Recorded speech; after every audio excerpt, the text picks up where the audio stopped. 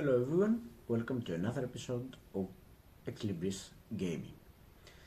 Today I'm gonna talk about Comancheria, which is the second game in the First Nation series. Designers Joel Toppen and of course GMT Games has produced this game. This is the reprint, the second printing of Comancheria. It proved to be a very successful game. It was out of print for quite long, and I'm very happy that I P500 it and that I've just before Christmas in time for present. So this is going to be a short review of it. I mean, there are lots of people that have already reviewed it, and there are many playthroughs. I have concluded a few hours ago my playthrough. It was in Greek for the benefit of the Greek gaming community. I'm trying to promote Comancheria, and of course I'm trying to promote GMT games and war games in general to the Greek community. So there is a lack of videos for our niche of the hobby, so I'm trying to do this. There are many playthroughs in English, but if you want to see anything specific about the game or how a mechanism works or stuff like that, just drop me a note in the comments and I'll do my best to do that. So what about the game? What happened? It was okay. I've only played the easy scenario, the first scenario, just one historical period, and I won the game. I would say much to my surprise, I didn't think I would make it, but well, everything worked fine, and yeah, I made it. Well, the game is a strategic, I'd say, game. It has also some civilization elements, but it's mostly a game where you try first to expand the Comanche territory and build the Comancheria, the Comanche Empire, as the subtitle says, and then trying to keep it and survive the colonial powers that appear. The game covers the historical period from the 1700s to 1875, when all fighting stopped with the Comanches, and yeah, it covers all this period. It is the game divides this period in 4 historical periods, starting with the Spanish colonial powers and ending with the USA and Mexico. And those are the enemies in the later years.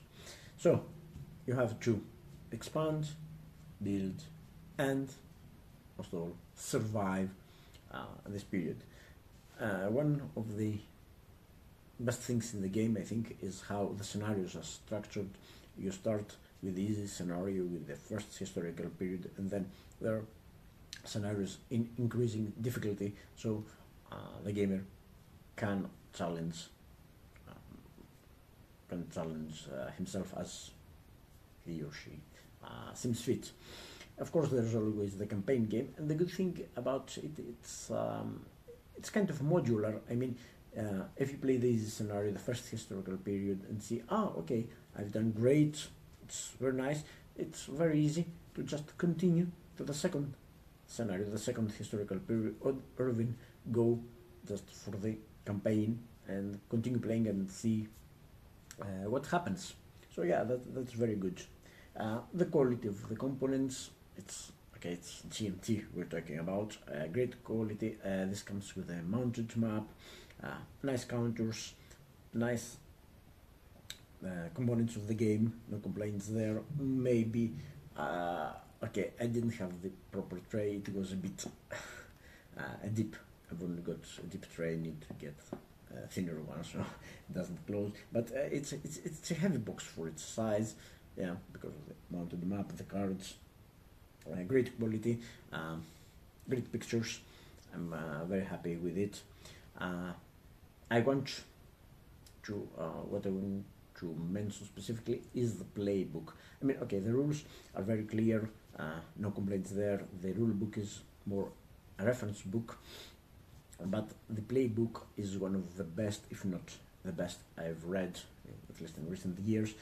What it does, the playbook just helps the player, guides the player step by step through the setup of the game, the actions he has to take, how the mechanism of the game, the bot, well, it's not a bot, it's a whole mechanism integrated.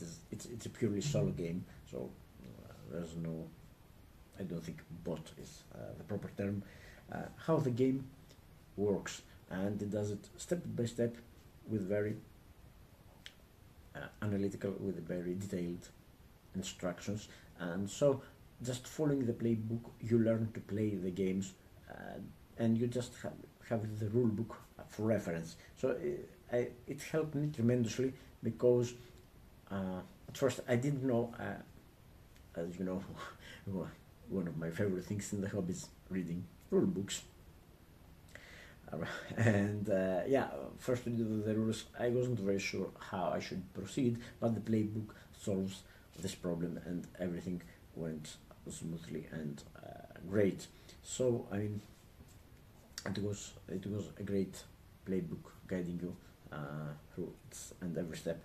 And then the player aids. I mean, the whole structure of the game helps, but the player aids are, as every player aid should be. You can play the game without having to look either the rule book or the playbook. You just get the player aids after your first, I mean, game. Then you just get the player aids and yeah, just play. You don't need anything else. I mean, okay, if you've got some minor detail or question, you can look it up in the rule book, but the player aids are really all you need to play. I have found that the theme of the game, as we say, it's very thematic. I mean, you feel like you have to manage the stuff that Comanches had to manage, and you have to plan accordingly. There are very nice mechanisms and stuff in the rules that actually tie in with the theme and the historical period. For example, you can do very little without horses, which is quite natural. I'm not an expert in North American native history or this historical period, but yeah, even myself, I know that horses were the kings of the plains. And yeah, there are elements of, let's say, diplomacy, elements of war. I mean, there's a bit of everything. So it's obviously not a tactical game. So you are not just going to war, to wage war against the other tribes or the colonial powers. You have a whole territory, a whole nation, I would say, to manage. So you have to plan accordingly. Planning is, yeah, I think planning is one of the main concepts and themes of the game. You have to think ahead. You have first, in the first historical periods, you have to expand, to consolidate your territory, and then you have to keep it, and in the later periods you try to survive, actually. It closely follows the history of the Comanche and the other tribes, as far as I know. Okay, I think the design is very well thought out. It really feels the part, and if it's, I have seen some reviews or critics that say it's a difficult game, or it's, I wouldn't say it's a difficult game. It's a game of difficult decisions, but it's a game that also eases the player into the game. Okay, unless you start at the maximum difficulty, and you should do. If you do that, it means that you're a seasoned player, so you know what you're doing. But if you start easy, if you start with the first historical period, you can ease your way into the game. It doesn't throw a ton of stuff at you and just just try to survive. You can do stuff. So yeah, it's you've got a chance to develop before the bad stuff happens. Really. So it's not a difficult game, but it is a game of difficult decisions. As I've said, planning, planning, and planning.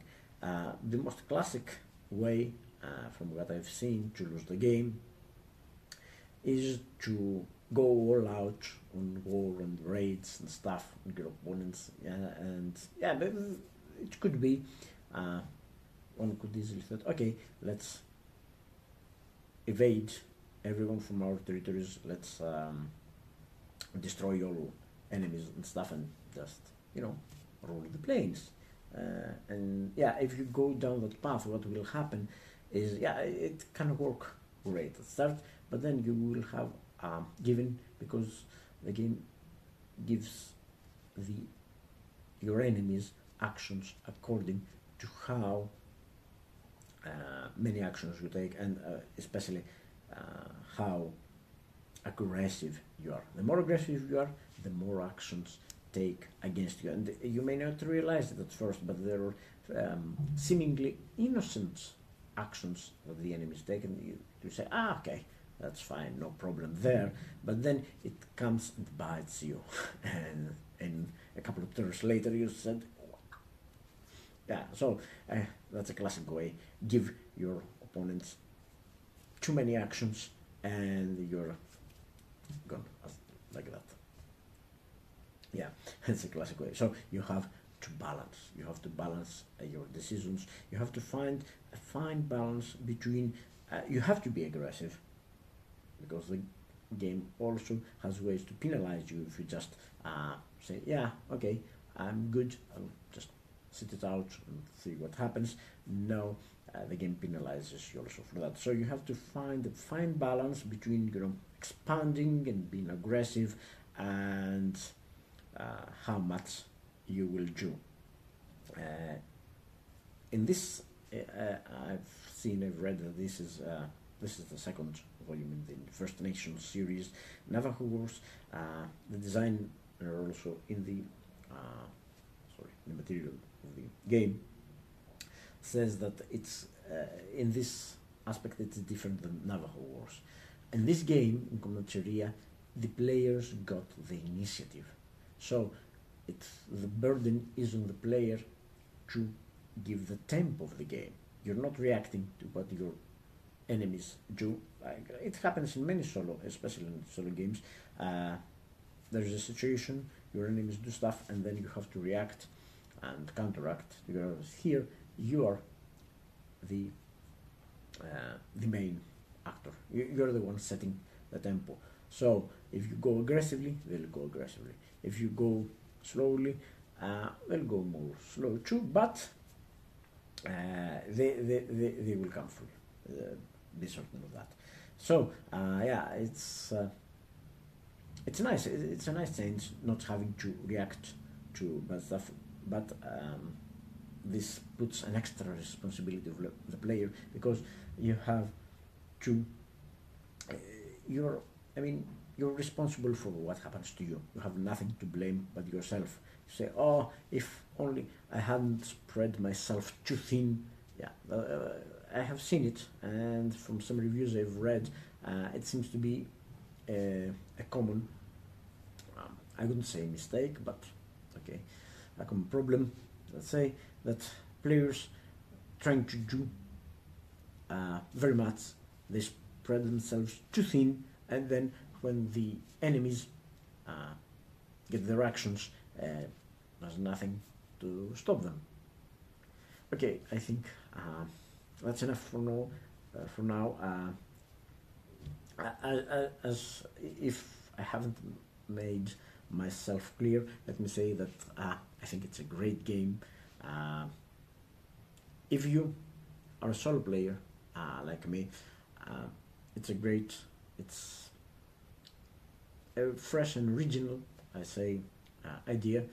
Not so common, not so common theme, and of course, as I say for every game, you've got to have an interest in the theme. You've got to like the theme. If you don't like this historical period, or you don't like the theme of the game, I mean Comanches and native Indians and stuff like that, then you're not going to like the game. Yeah, that's certain. But if you're a solo gamer, if you want to try something original, let me, you'll allow me to consider this an original, and yeah, you should try it. I played it, I loved it, and I would gladly recommend it to anyone. And that's all about Comancheria by Open and GMT Games. See you in my next video.